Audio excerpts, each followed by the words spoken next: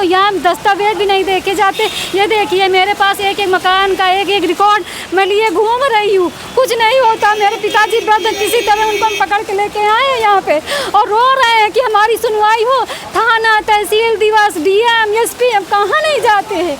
इतना हम परेशान, मकान खुला छोड़ करके मैं किसी तरह कैसे यहाँ किराया भाड़ा लगा करके मैं यहाँ पहुँची। तहसील पूरा भ्रष्ट है, पूरा पैसे से बिक रहा है। मुकदमा भी दायर कराया, मैं यहाँ आता हूँ तो इनका सचिव कहता है कि मुकदमा लड़ो। बताओ, मैं गरीब आदमी दो मरतबे मुकदमा लड़ चुका हूँ। हमारा भाजपा सरकार में कुल, मैं भाजपा सरकार को वोट देता हूँ, फिर भी मेरे साथ गद्दारी हो रही। हमारी जमीन हड़पे है, पेट्रोल पंप में जब जाते हैं अधिकारी तो रुपया 1-1 लाख 2-2 लाख करोड़ों के ऊपर की संपदा हमारी जोते और कुछ भी नहीं होता। मैं यहाँ आता हूँ, लखनऊ से वापस लौट के जाता हूँ रो करके। कभी ये मैं जानता हूँ कि योगी जी इधर फेल हो जाएंगे, हम लोग भी वोट नहीं देंगे। हम पद्म विभूषण स्वर्गीय मुलायम सिंह यादव जी के घर आवास के ठीक सामने खड़े हैं और लोग अपनी समस्याएं लेकर के इनके आवास पे आते हैं। इनसे और लोगों पर समाजवादी पार्टी के कार्यकर्ता भी हमारे पीछे है।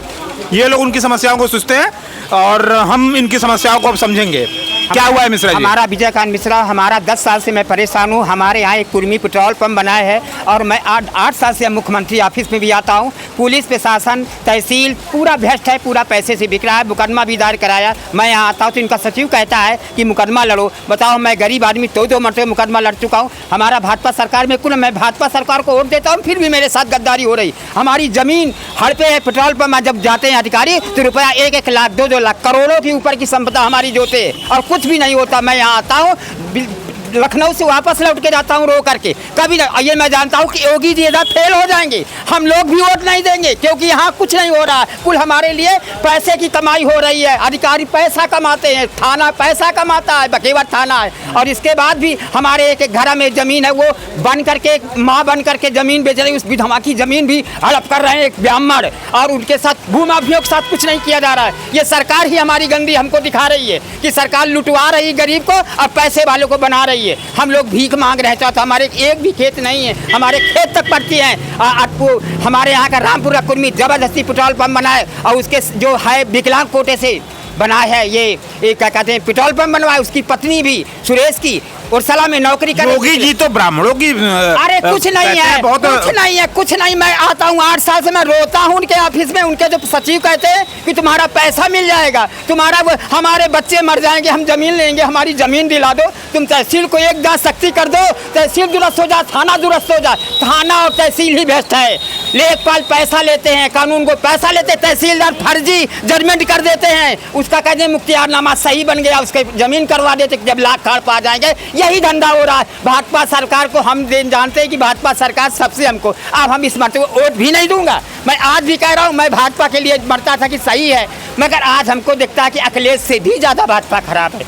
ये मैं बार बार कह रहा हूँ। और भी लोग हमारे साथ हैं। और हमारे भी सर, मदीन साहब गौरा, जिला रायबरेली से आ रही हूँ। मैं इतना परेशान हो गई हूँ। हमारे वृद्ध पिताजी हैं 88 वर्ष के, जो चलने फिरने में असमर्थ हैं। पड़ोसी मेरा मकान गिरा दिए हैं और 92 से मेरा मुकदमा चल रहा था। 27 में फैसला हो गया। वो कहते लिए कोर्ट का कागज़ घूमती रहो, मेरा मकान ध्वस्त कर दिया गया। मैं यहाँ लखनऊ आई हूँ, यहाँ दस्तावेज भी नहीं देखे जाते। ये देखिए मेरे पास एक एक मकान का एक एक रिकॉर्ड मैं लिए घूम रही हूँ, कुछ नहीं होता। मेरे पिताजी वृद्ध किसी तरह उनको हम पकड़ के लेके आए हैं यहाँ पे और रो रहे हैं कि हमारी सुनवाई हो। थाना, तहसील, दिवस, डीएम, एसपी अब कहाँ नहीं जाते हैं। इतना हम परेशान, मकान खुला छोड़ करके मैं किसी तरह कैसे यहाँ किराया भाड़ा लगा करके मैं यहाँ पहुँची हूँ। मेरा आत्मा जानता है और कुछ सुनवाई नहीं होती है। अब बताइए हम कहाँ जाएं, कहाँ न्याय पाएं। अब हम बस न्यायालय से क्या हुआ? न्यायालय फैसला हो गया है, मुझे वो नहीं मिल रहा है कब्जा। और वो कहते हैं जो है न्यायालय की अवमानना हो रही है, न्यायालय की बात भी नहीं सुनी जा रही। नहीं सुनी जा रही। इसमें ये सब भी हो रहा है। इस देश थाना जो है कहता है ये मेरा काम नहीं है, पुलिस कहती मेरा काम नहीं है, और डीएम उनको कह देते हो, कहते एसडीएम के पास जाओ, एसडीएम के पास जाओ, थाने जाओ। बस मुझको नचाते रहते वृद्ध पिताजी, और मुझको मैं कहाँ जाऊँ। पिताजी कहाँ हैं आपके? वही बैठे हैं, बूढ़े एकदम 88 साल के इधर बैठे हैं सर।